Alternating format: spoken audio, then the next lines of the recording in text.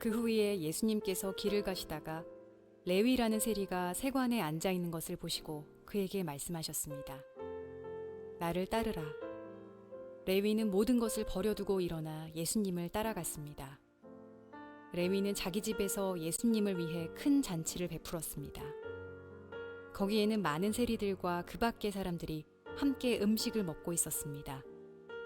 바리새파 사람들과 율법학자들이 예수님의 제자들을 비방하였습니다. 왜 당신들은 세리들과 죄인들과 더불어 먹고 마십니까? 예수님께서 그들에게 대답하셨습니다. 의사가 필요한 사람은 건강한 사람이 아니라 병든 사람이다. 나는 의인을 부르려고 온 것이 아니라 죄인을 불러 회개시키려고 왔다. 사람들이 예수님께 말했습니다. 요한의 제자들은 자주 금식하고 기도를 합니다. 바리새파 사람들도 이같이 합니다. 그런데 당신의 제자들은 항상 먹고 마시는군요. 예수님께서 이들에게 말씀하셨습니다. 신랑이 결혼잔치에 손님들과 함께 있는데 이들에게 금식하라고 할 수 없지 않느냐. 그러나 그들이 신랑을 빼앗길 때가 올 텐데 그때는 금식할 것이다. 예수님께서 이들에게 비유를 말씀하셨습니다. 아무도 새 옷에서 한 조각을 떼어내어 낡은 옷에 붙이지 않는다. 만일 그렇게 하면 새 옷은 찢어지고 새 옷에서 떼어낸 그 조각이 낡은 옷에 어울리지도 않을 것이다. 아무도 새 포도주를 낡은 가죽 부대에 넣지 않는다. 만일 그렇게 하면 새 포도주가 그 가죽 부대를 터뜨려서 포도주는 쏟아지고 가죽 부대도 망가질 것이다. 새 포도주는 새 가죽 부대에 넣어야 한다. 아무도 묵은 포도주를 마시고 나서 새 포도주를 원하지 않는다. 왜냐하면 묵은 포도주가 더 좋다라고 하기 때문이다. 자, 오늘부터 10주 동안 예수님과 동행하는 삶이라고 하는 주제로 말씀을 나누려고 합니다. 오직 예수, 예수께로 돌아가자라고 하는 말씀을 푯대로 삼아서 2024년을 시작했습니다. 오직 예수를 외치는 신앙, 늘 예수께로 돌아가는 신앙을 꿈꾸자라고 하는 도전으로 새해를 시작했는데, 이제 앞으로 10주 동안은 예수와 함께 동행하는 삶의 은총이 무엇인지, 축복이 무엇인지 말씀을 나눠보려고 합니다. 예수님께서 제자들을 부르시고 예수와 상관없던 사람들을 어떻게 예수님의 제자로, 예수의 사람들로 만들어 가셨는가? 이 질문은 여러분과 제가 어떻게 예수의 사람이 될 수 있는가에 대한 답을 찾는 질문입니다. 우리가 잘 알다시피 예수님의 제자들은 정말 준비가 안 되어 있는 사람들이었습니다. 왜 싹수를 어렸을 때부터 알아본다, 떡잎은 뭐 알아본다라는 이런 말들이 있잖아요.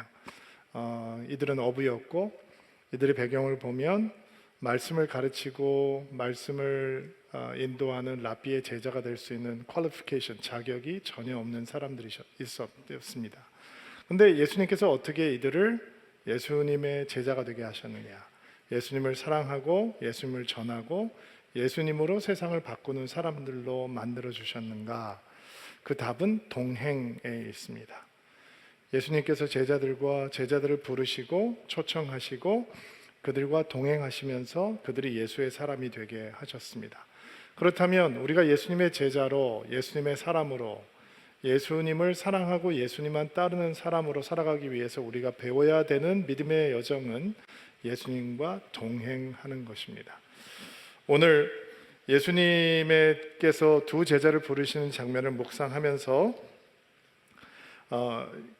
예수님께서 우리를 초청하시고 우리를 동행의 여정으로 불러주시는 은혜를 좀 묵상해 보려고 하는데요.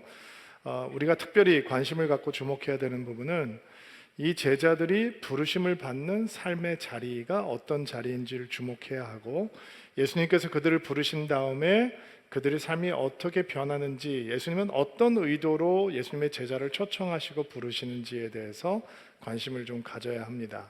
자, 1절부터 누가복음 1장 1절부터 7절까지의 말씀을 먼저 좀 읽을 텐데, 여러분들이 먼저 1절 읽어주시겠어요? 시작. 사람들이 예수님께 몰려들어 하나님의 말씀을 듣고 있을 때였습니다. 예수님은 게네사렛 호숫가에 서 계셨습니다. 예수님께서 호숫가에 배 두 척이 놓여 있는 것을 보셨습니다. 어부들은 배에서 내려 그물을 씻고 있었습니다. 예수님께서 그 중에 하나인 시몬의 배에 오르셨습니다. 예수님께서 시몬에게 배를 육지로부터 조금 떼어 놓으라 하시고 배에 앉으셔서 사람들을 가르치셨습니다. 말씀을 다 마치시고 예수님께서 시몬에게 말씀하셨습니다. 깊은 데로 가서 그물을 내려 고기를 잡으라. 시몬이 대답하였습니다. 선생님, 우리가 밤새도록 수고하였지만 아무것도 잡지 못했습니다. 그러나 주님의 말씀대로 그물을 내리겠나이다. 그대로 하니 고기를 그물이 찢어질 정도로 많이 잡게 되었습니다. 그래서 다른 배에 있는 동료들에게 손짓을 하여 도와달라고 하였습니다. 그들이 와서 고기를 2배에 가득 채우니 배가 가라앉을 지경이었습니다. 자, 예수님께서 시몬 베드로죠. 시몬 베드로를 제자로 부르시는 장면입니다. 갈릴리 호수에서는 밤에 고기를 잡았습니다. 밤에 배를 띄우고 밤이 새도록 고기를 잡고 새벽에 돌아와서 고기를 내리고 쉬었다가 또 밤이 되면 배를 갖고 호수에 나가서 고기를 잡는 것이 일상이었습니다. 자, 밤새도록 그물질을 하고 고기를 잡고 돌아와서 어부들이 해야 되는 일은 고기를 내려놓고 그물을 씻고 준비하는 일입니다. 의미 없는 일처럼 보이지만 그 다음날 조업을 하기 위해서는 반드시 필요한 시간입니다. 근데 이 그물을 씻는 일이 언제 힘들고 귀찮아지고 버거워지는가? 몸이 힘들 때가 아닙니다. 날이 덥거나 날이 추울 때가 아닙니다. 바람이 많이 불 때가 아닙니다. 밤새도록 수고를 했는데 고기를 못 잡고 허탕치는 날, 이게 그물 씻는 게 힘든 겁니다. 예수님께서 이 제자를 삼으시기 위해서 시몬을 찾아오신 때는 만선을 하고 돌아와서 그물을 씻고 있는 때가 아니었고, 밤새도록 수고했지만 아무것도 잡지 못해서 지친 마음으로 그물을 씻고 있는 현장에 예수님께서 찾아오셨습니다. 굉장히 의미심장하죠. 만선이 돼 있는 때 예수님께서 찾아오지 않으시고 빈 그물을 씻고 있는 때 예수님께서 찾아오셨다. 빈 그물을 기대하면서 예수를 믿는 사람은 없습니다. 하나님 앞에 나오면서 내 그물이 비어 있을 것이다 라고 생각하는 사람은 없습니다. 오히려 정반대죠. 내가 예수를 만나기 전에는 빈 그물 같은 인생이었는데 예수를 만나고 나니 내 그물이 가득하게 되었습니다 라는 은혜를 기대하면서 예수 옆에 나오고 하나님 앞에 나오는 것입니다.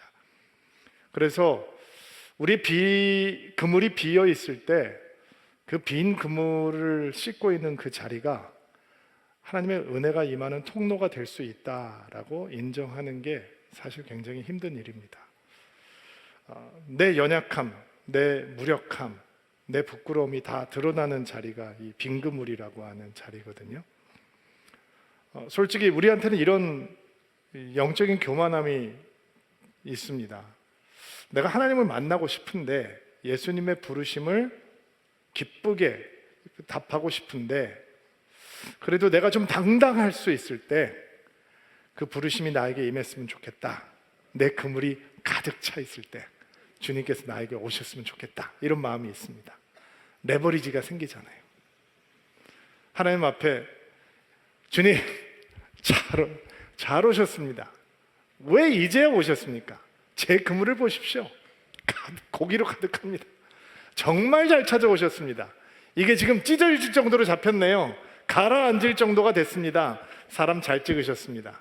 제 자격이 있습니다. 이런 레버리지가 있잖아요. 하나님 앞에서도 당당할 때 하나님께서 나를 좀 찾아오셨으면 좋겠다.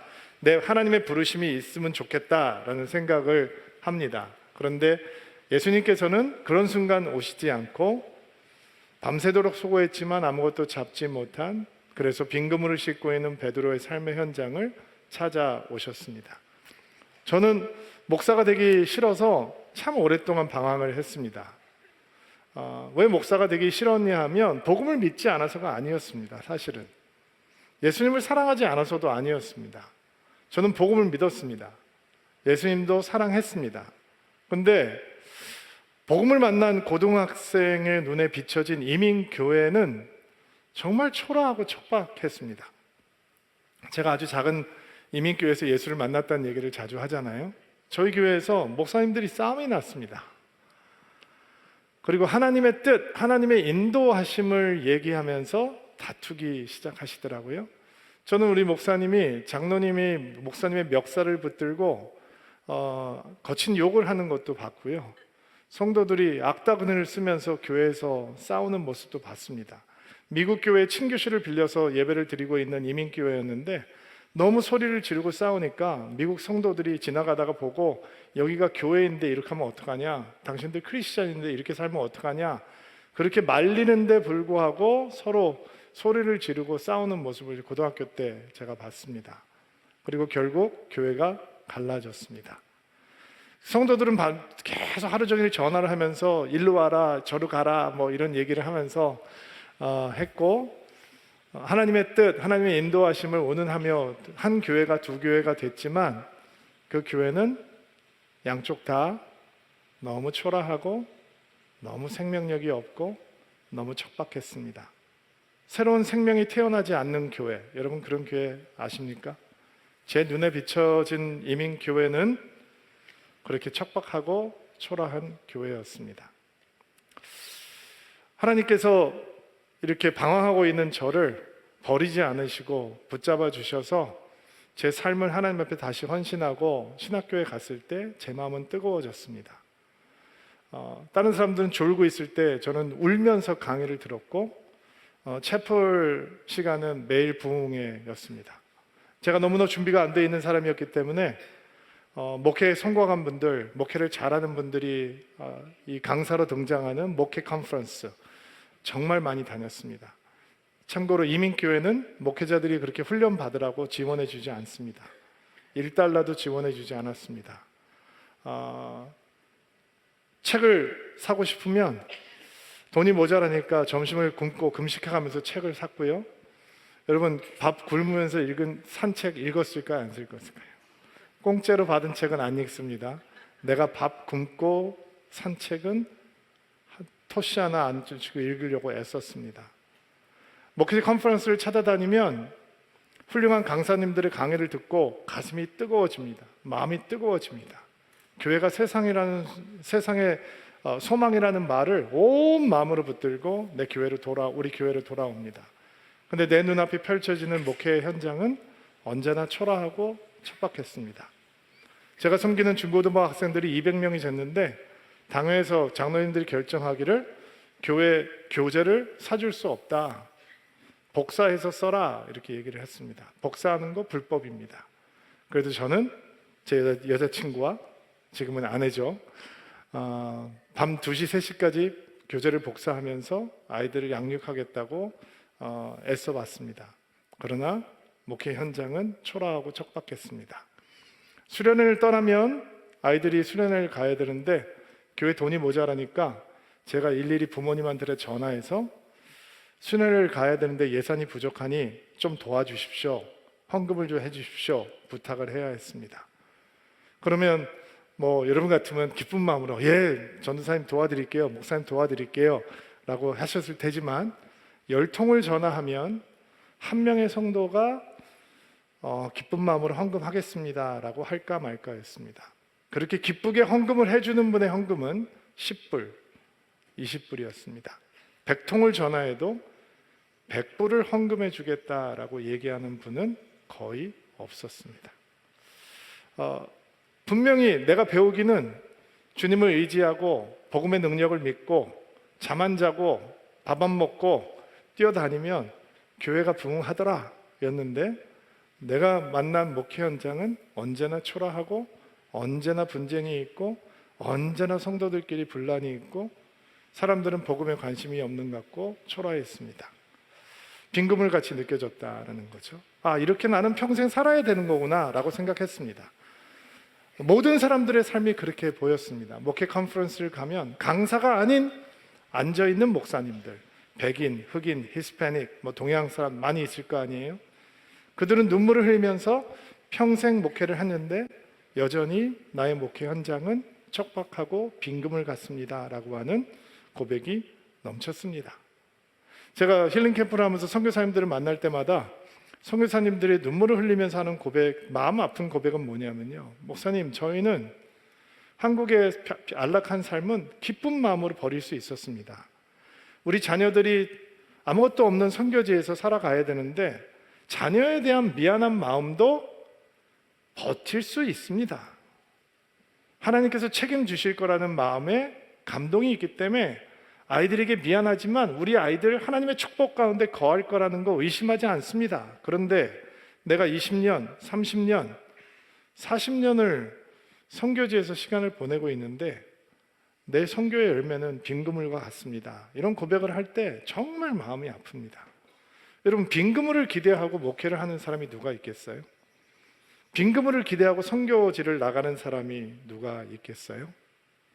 목회자만 이렇게 빈 그물 앞에 서게 되는 것인가? 선교사들만 복음을 전하는 사람들이니까 이렇게 빈 그물을 만나는 건가? 제가 목회를 하면서 성도들을 많이 만나 보니까요, 다 빈 그물이 있더라고요. 어떤 그물은 차 있지만 어떤 곳은 텅텅 비어있는 빈 그물이 있는 인생들이 많이 있어요. 우리가 살아가고 있는 시대는 속아 넘어가기가 너무 좋은 시대입니다. 소셜 미디어라는 게 있잖아요. 소셜 미디어가 뭐예요? 보여주기 인생이잖아요. 내 그물은 비어있는 것 같은데 나는 한숨 쉬고 살아가는데 내 어깨는 무거운데 나는 울고 있는데 나는 쪼들리고 있는데 나는 답답한데 내 길은 막혀 있는데 내 고등학교 동창 사진 올라오는 거 보면 이야, 잘 사는구나, 부유하게 사는구나, 편안하구나, 화려하구나, 근사하구나, 멋지구나, 쟤는 저렇게 사는데 나는 이렇게 느끼는 경우가 많이 있잖아요. 여러분, 새로운 아파트 분양할 때 보면 창문에다가 크게 이렇게 사인 붙여놓은 거 보신 적 있어요? 보여주는 집, 보여주는 집이라고. 거기 들어가 보면 싹 인테리어 해놓고 가구도 깨끗하게 해놓고 깔끔하죠. 왜 깔끔한지 아세요? 사람이 안 살기 때문에 깔끔한 거예요.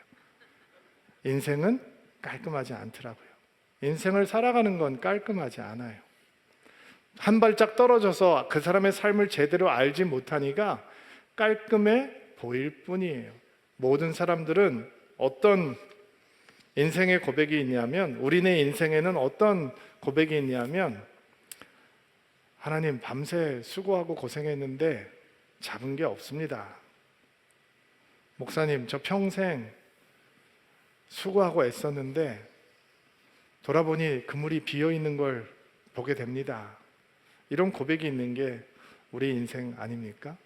그런데 그 빈 그물이 있는 곳에 예수님께서 찾아오십니다. 이게 은혜입니다.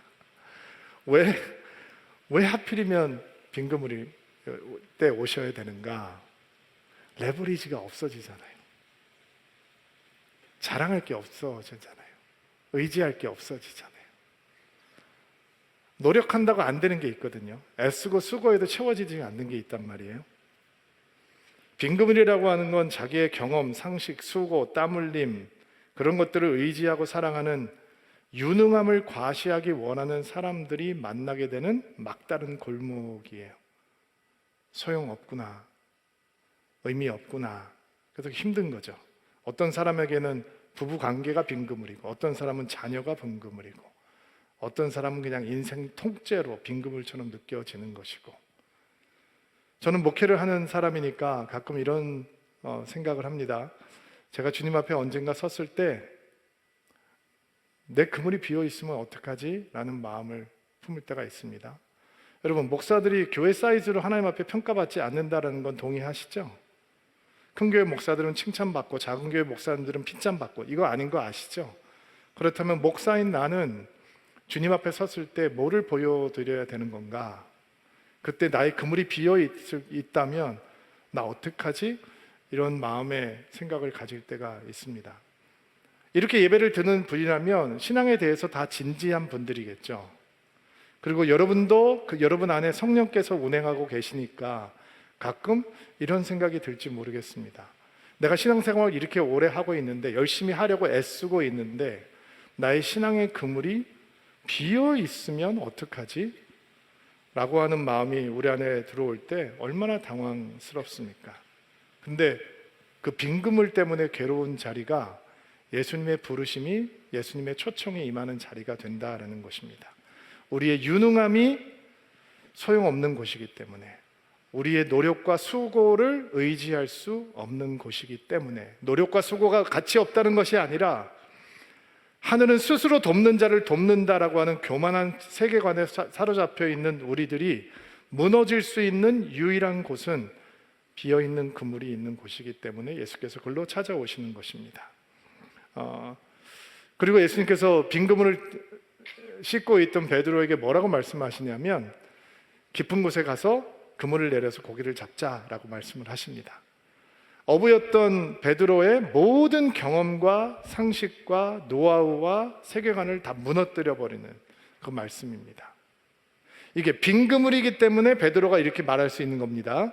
내가 밤새 수고했지만 아무것도 잡지 못했는데 주의 말씀을 의지해서 그물을 내리겠습니다. 상상해 보세요. 그 전날 고기 많이 잡았습니다.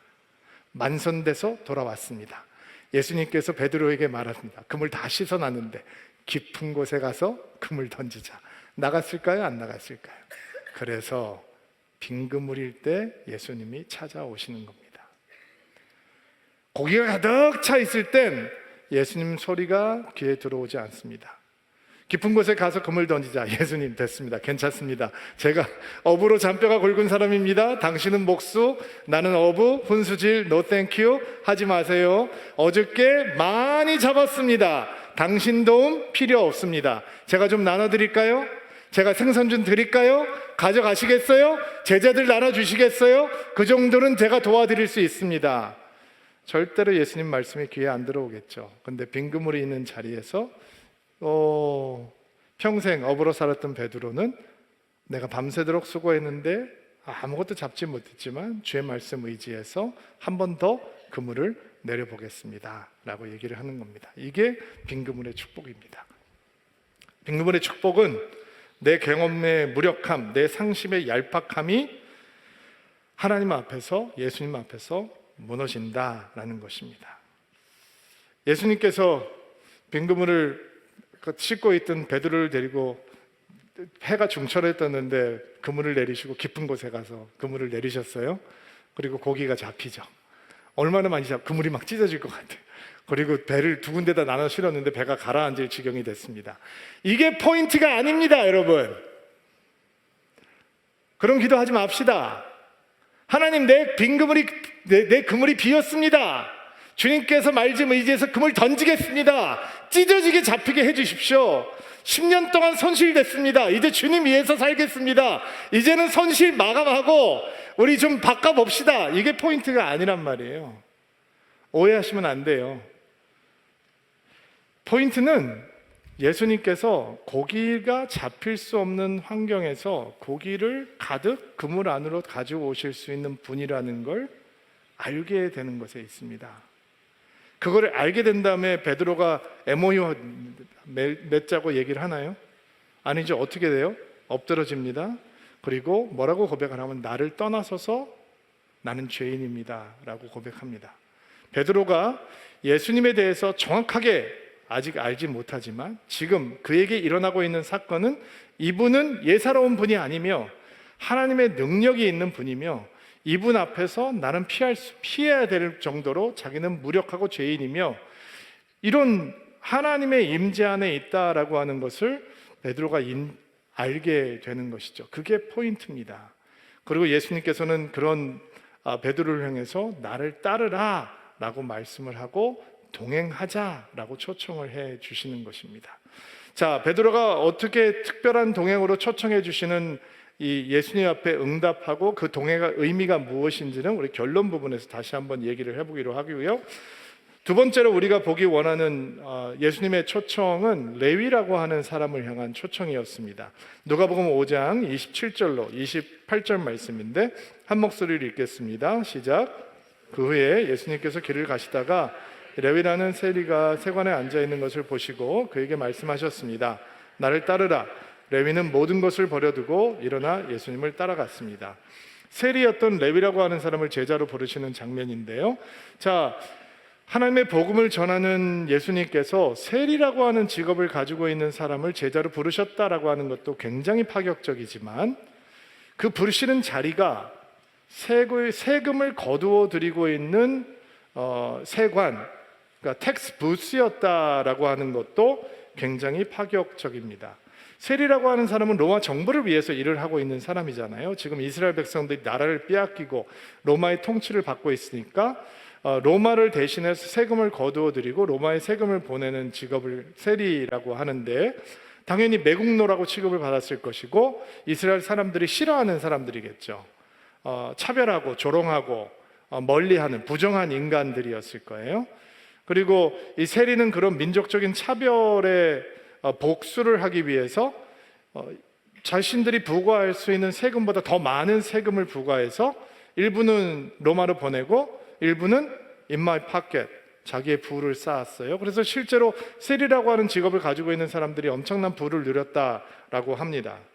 우리는 예수님께서 세리 같은 사람을 통해서 제자로 삼으신다, 그런 세리 같은 사람도 제자를 삼으신다라고 하는 사실에 박수를 보내기를 주저하지 않습니다. 왜냐하면 우리는 드라마틱한 회심을 좋아하거든요. 그런데 이런 드라마틱한 회심이 있기 위해서는 세리에게 어떤 변화가 있어야 되냐면 은혜의 자리에 좀 나타나야 됩니다. 지금 부흥에 참석하고 있는 레위가 부르심을 받는 게 아니고 세리가 세금을 거두는 세관에서 예수님께서 찾아오셔서 부르셨습니다. 여러분 상상을 해보세요. 세금을 걷고 있던 레위가 갑자기 산상수훈에 예수님의 보석 같은 설교를 하는 언덕 위에 나타납니다. 그리고 예수님의 설교를 듣습니다. 설교를 끝나고 났더니 모든 사람들이 돌아갑니다. 근데 세리는 거기에 눈물을 흘리며 예수님, 제가 생명의 말씀을 만났습니다. 예수님의 설교를 듣고 보니 나는 지금까지 잘못 살았네요. 나 어떡합니까? 나를 좀 도와주십시오. 펑펑 울면서 예수님 앞에 엎드러졌다. 드라마틱한 회심이죠. 네? 또 예수님께서 나사로를 죽은 지 사흘 만에 무덤에서 불러내시는데 나사로야 나오라라 그러니까 막 수위를 칭칭 감은 나사로가 나오는데 그 옆에 레위가 서 있다가 레위가 예수님 옆에 엎드려가지고 당신이 죽은 자를 살리실 수 있는 능력의 하나님이시군요.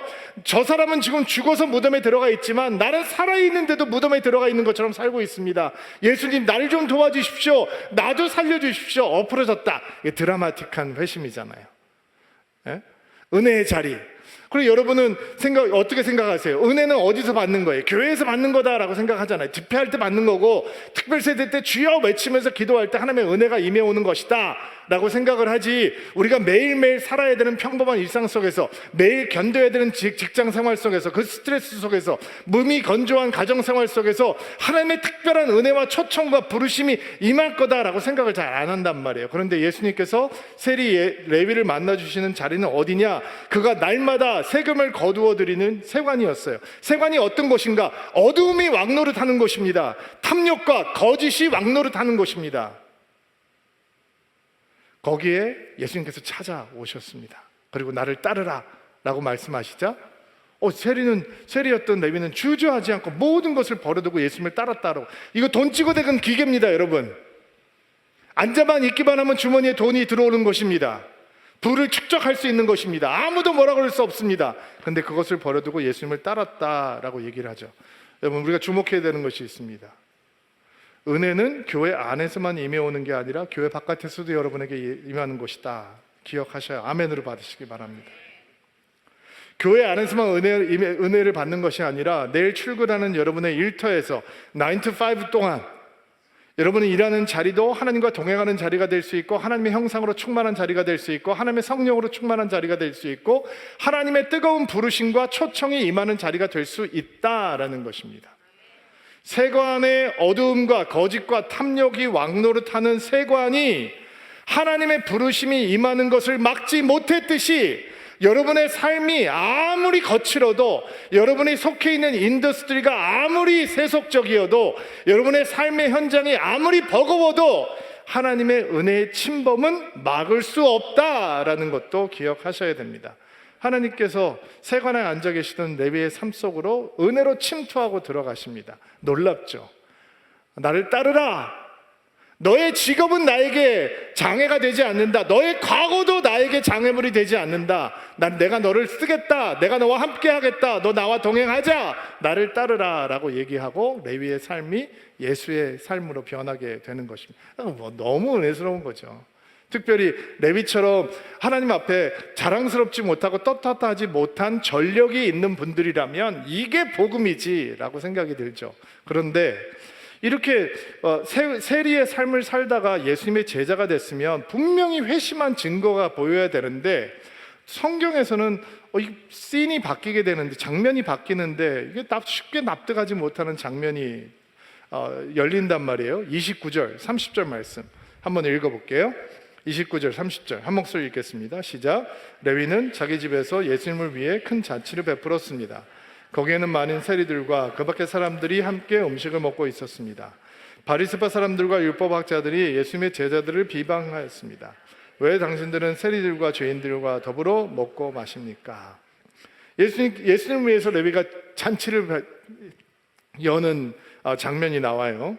그거는 문제가 되지 않죠. 은혜를 입은 자가 은혜를 주신 분에게 접대를 하는 것이, 대접을 하는 것이 어떻게 허물이 될 수 있겠어요? 그런데 그 잔치에 참여하는 사람들이 문제예요.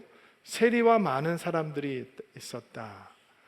여러분, 경건한 사람들은 세리하고 밥 먹지 않습니다.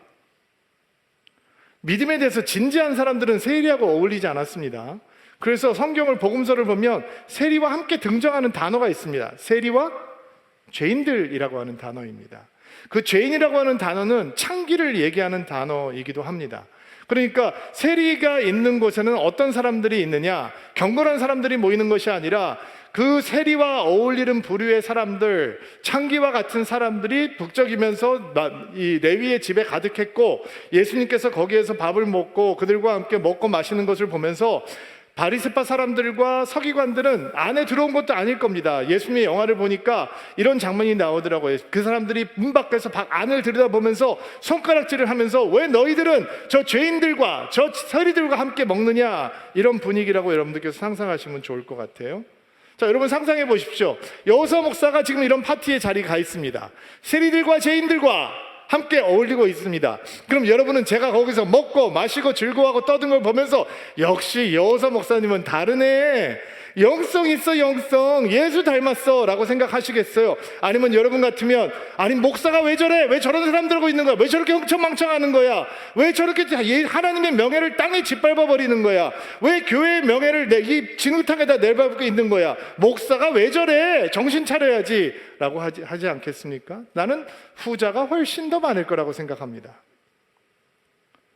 그래서 바리새인과 서기관들이 흥분하고 있는 겁니다.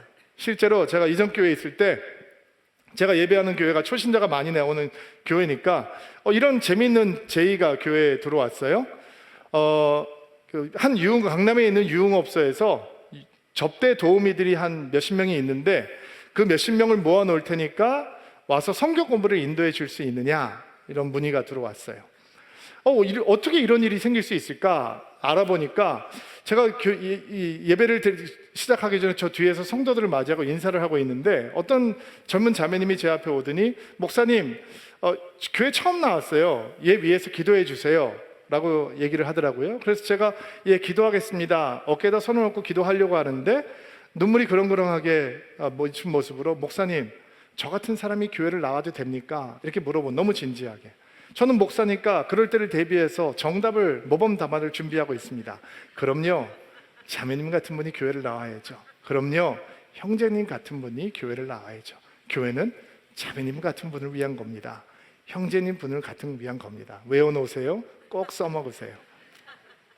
그날도 그럼요, 교회는 자매님 같은 분을 위한 곳입니다. 그리고 기도를 해주고 저는 이제 잊어버렸어요. 근데 그분이 어떤 분이냐면, 그 수십 명의 접대 도우미들을 관리하고 있는 실장이었던 거예요. 그리고 그날 예배에서 하나님의 터치를 경험한 거죠. 이 좋은 거 어떻게 우리 애들에게 나눌 수 있을까? 교회 가자 그러면 분명히 안 따라올 거고, 그러면 교회를 이들에게 가져오면 되는구나. 어떻게 하면 될까? 그 얼굴 긴 목사 오면 되겠구나 생각을 하고 교회에 이제 문의를 한 거예요. 혹시 내가 사람을 모아놓을 테니까 여기 와서 성경 공부를 인도해 줄 수 있어요. 너무 재미있는 제의잖아요.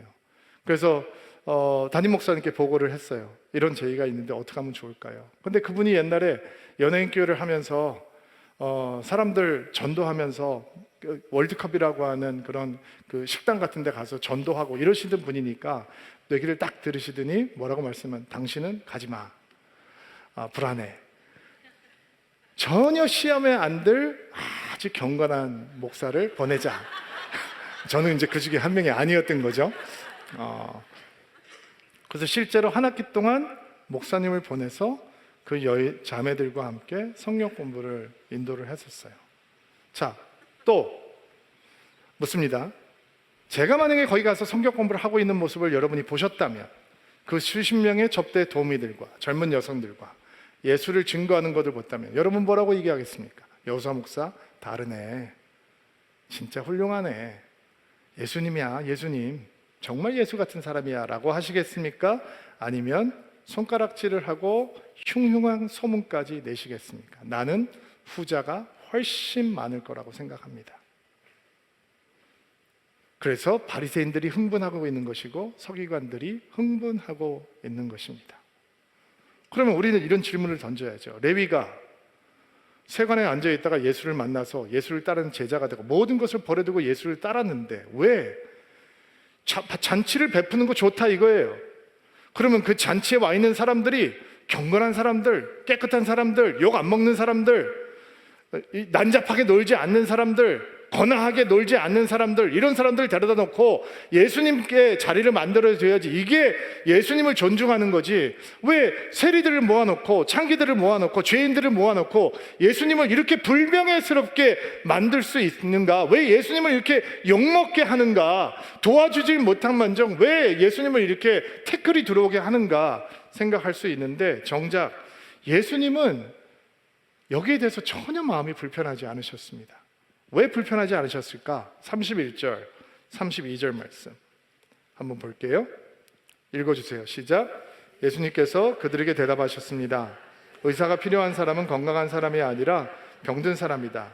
나는 의인을 부르러 온 것이 아니라 죄인을 불러 회개시키려고 왔다. 예수님은 자신을 병든 사람을 고치는 의사로 비유하세요. 예수님께서 왜 레위의 집에 오셨는가? 왜 그의 잔치에 기쁘게 참여하셨는가? 거기 아픈 사람들이 있으니까. 아픈 사람들이 있으니까.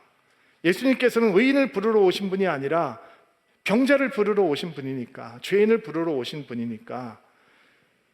예수님께서 왜 그 잔치에 오시도록 레위가 그 잔치를 준비했는가? 레위가 예수를 만났어요. 근데 자기 친구들 다 아픈 사람들이에요.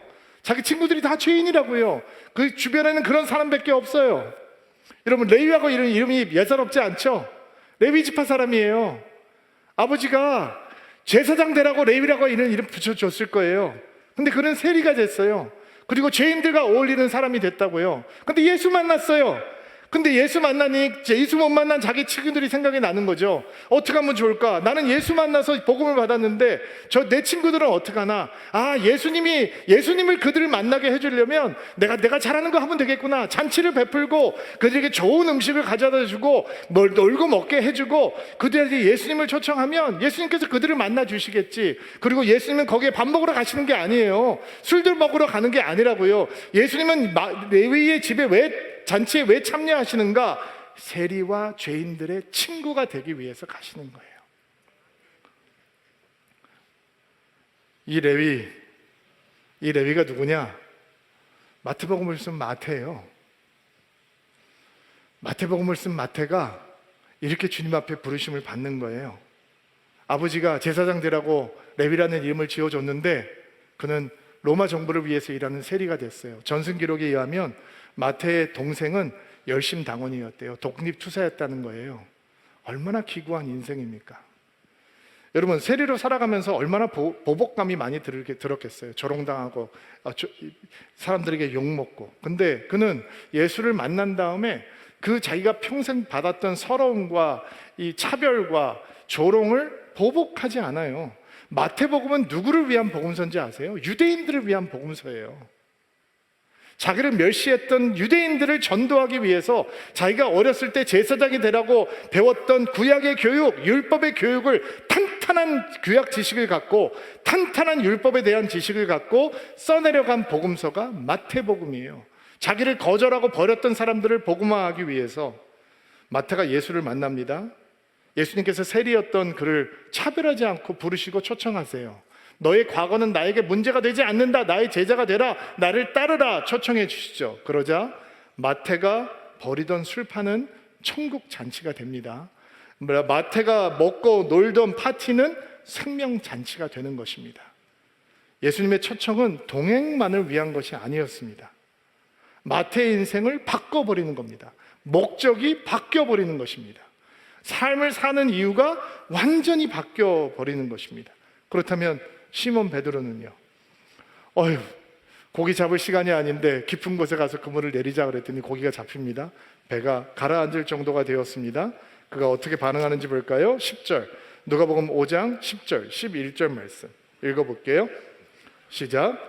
세베대의 아들이면서 시몬의 동료인 야고보와 요한도 놀랐습니다. 예수님께서 시몬에게 말씀하셨습니다. 두려워하지 말라. 이제 너는 사람을 낚을 것이다. 그들은 육지에 배를 댄 후 모든 것을 버려두고 예수님을 따랐습니다. 뭐를 낚을 사람이 된다고요? 고기 낚는 사람이 아니라 사람 낚는 어부가 된다고요. 사람 낚는 어부가 되는 겁니다. 고기를 잘 잡는 어부가 아니라, 잘 사는 어부가 아니라 사람을 낚는 어부가 된다. 인생의 목적이 바뀔 거다라고 예수님께서 말씀하신 것입니다. 마태가 예수님을 만나자 자기의 인생의 목적이 어떻게 바뀌는지 알았습니다. 그의 목적은 의사이신 예수님께 병자인 죄인들을 인도하는 것이었습니다. 그래서 죄인들을 예수님께 소개하는 것입니다. 그래서 잔치를 열 수 있었던 것입니다. 여러분, 우리가 예수님과 동행할 때 어떤 일이 생기는지 아세요? 만사형통하는 게 아닙니다. 예수님과 동행하는 인생을 살면 우리의 인생의 목적이 바뀌게 되는 것입니다. 왜냐하면 초청에는 하나님의 의도가, 예수님의 의도가 담겨 있기 때문입니다. 너무 거창한가요? 우리 인생의 목표가 바뀐다라고 하는 것이 너무 거창합니까? 그렇다면 우리의 삶의 언어로 한번 바꿔봅시다. 사랑하는 엄마들, 예수님의 목적을 이루는 엄마로 살아간다는 것은 어떤 의미일까요? 아버지들, 여러분의 가정에서 하나님의 목적이 이루어지는 통로가 되는 아비가 된다라고 하는 것은 어떤 의미일까요? 점수 잘 받아와 라고 하는 윽박질은 분명 아닐 겁니다. 우리가 내일 출근해야 되는 삶의 자리, 우리의 직장의 일터가 예수님을 위한 목적의 자리가 된다면 승진, 연봉 상승, 이런 것들이 우리의 삶의 모티베이션이 되지 않을 겁니다. 우리의 삶의 자리는 마태의 잔치, 생명의 잔치, 천국의 잔치가 일어나는 현장이 되어야 할 것입니다. 우리의 신앙생활, 이 자리가 하나님의 목적이 이루어지는 자리가 된다면 우리는 신앙을 예사롭게 대하지 않을 것입니다. 예수님을 초청을 받아들이고 예수님과의 동행을 시작하는 순간 여러분과 저는 우리 스스로는 꿈꿀 수 없는 꿈 안으로 발걸음을 내딛게 되는 것이고, 우리 스스로는 계획할 수 없는 하나님의 큰 사건 속으로 발걸음을 내딛게 되는 것입니다. 그게 하나님의 부르심, 하나님의 초청 안에 숨겨진 하나님의 의도입니다. 드문드문 만나는 걸 동행이라고 하지 않습니다.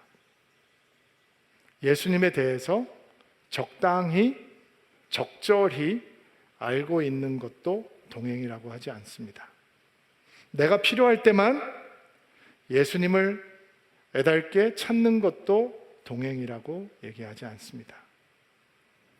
그런 동행에는 목적이 바뀌지 않습니다.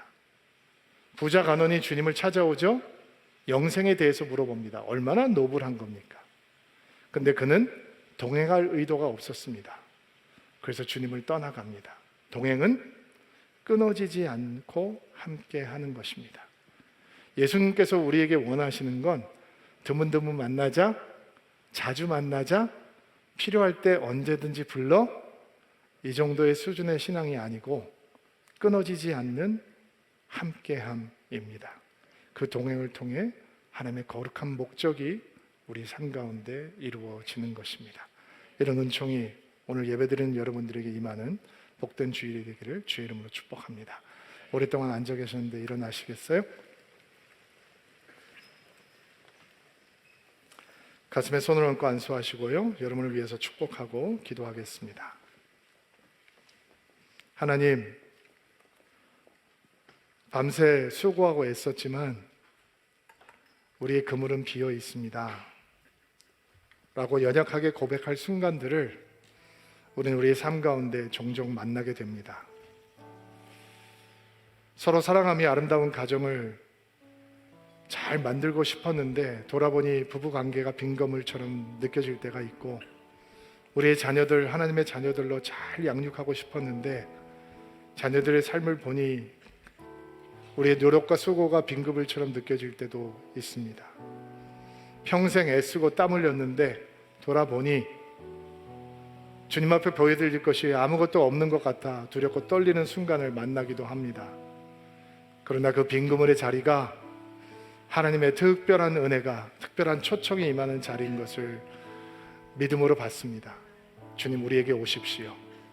깊은 곳으로 가서 그물을 내리자 말씀해 줬던 주님께서 우리에게도 베드로가 경험했던 은혜를 부어주셔서 그의 인생을 바꿔주시고 인생의 목적을 바꿔주시는 하나님의 은총을 누리게 하옵소서.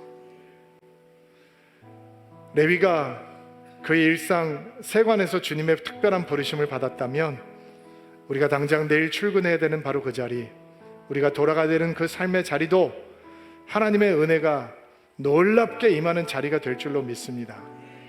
하나님, 하나님의 부르심이 임하는 우리의 일상이 될 수 있도록 도와주시옵소서. 우리에게 하나님의 눈물을 허락하여 주옵소서. 하나님의 거룩한 목적을 향해 우리의 삶을 드릴 수 있는 뜨거운 마음의 열정도 허락하여 주옵소서. 예수님을 드문드문 만나는 신앙이 아니라 끊어지지 않는 동행으로 함께하고자 하는 예수님의 마음을 온 마음으로 받고, 주님, 우리도 주님과 함께 끝까지 동행하겠습니다 라고 하는 마음의 헌신이 사랑하는 성도들 마음 가운데 가득하게 하옵소서. 주님과 걷는 길이, 주님의 목적이 우리의 삶 가운데 이루어지는 길이 되게 하옵소서. 예수님의 이름으로 기도하옵나이다.